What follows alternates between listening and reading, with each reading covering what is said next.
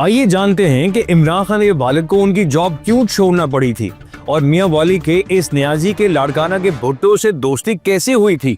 अयूब खान के दौरे आमरीत में इमरान खान के वालिद इंजीनियर इकराम उल्लाह खान न्याजी एक कड़े इम्तहान से गुजरे। उनका खानदान फातिमा जना का हामी था।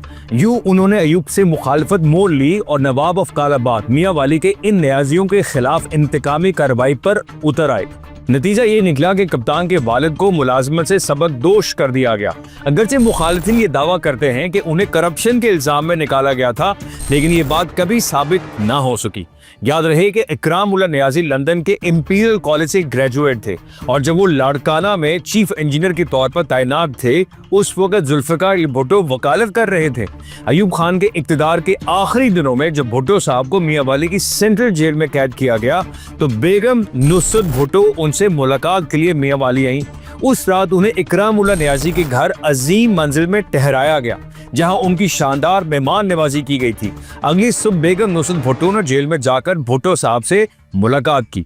मियां वाली की अजीम मंजिल आज भी इमरान खान का आबाई घर है, जो उनकी दादा डॉक्टर अजीम खान न्याजी ने बनवाई थी।